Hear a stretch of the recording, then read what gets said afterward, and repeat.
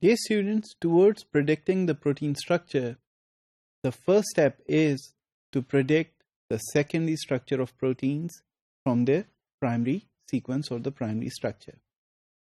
Of course, once you have arrived at the secondary structure, then you can predict the tertiary structure or later the quaternary structure. So since this is the first step in predicting the protein structure, I'll be talking about predicting the secondary structure first. So since the first step in protein folding is the formation of the secondary structures, it is quite useful to see which amino acid prefers to get into which type of the secondary structure. We know that there are 20 different amino acids and that there are about 4 different secondary structures that are formed. These secondary structures include the alpha helices, beta sheets, loops, and coils. So by looking at which amino acid from each of these 20 amino acids prefers to form an alpha helix or a beta sheet or a loop or a coil, then we can kind of guess where an amino acid will prefer to exist within the secondary structure.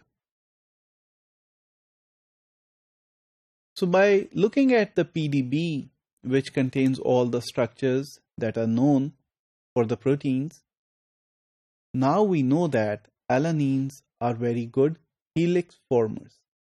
Most of the times, alanines exist in the helices. So if you have lots of alpha helices in a protein structure, then you can guess that there must be a lot of alanines. Or vice versa, if you have lots of alanines in the primary sequence, then you can kind of guess that maybe these alanines are going to form an alpha helix. Now, what if we run such a survey on the entire PDB and we see which amino acid exists in which secondary structure in how many numbers? So such a statistic can be extremely useful in predicting the secondary structure folding of the primary structure or the sequence. In this table, I show you such a statistic wherein alanine has been shown to have a very high propensity for forming an alpha helix. Secondly, you can also see methionine, which has a very high propensity for formation of an alpha helix, and glutamine has a similar tendency as well. However, if you look at these amino acids, that is valine, isoleucine, tyrosine, then they have a very high propensity to form beta sheets. And similarly, for these amino acids, they exist most of the times in the terns.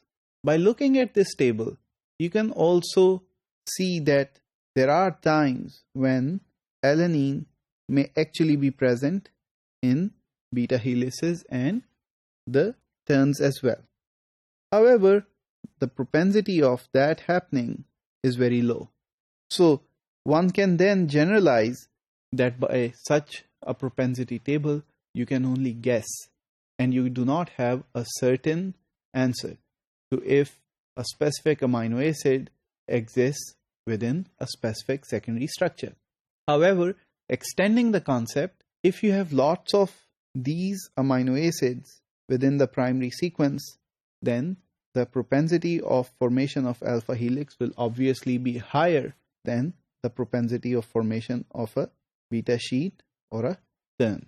So in conclusion, there are several such algorithms that mine the statistics that are there in the PDB, and they can predict the secondary structures by looking at the primary sequence.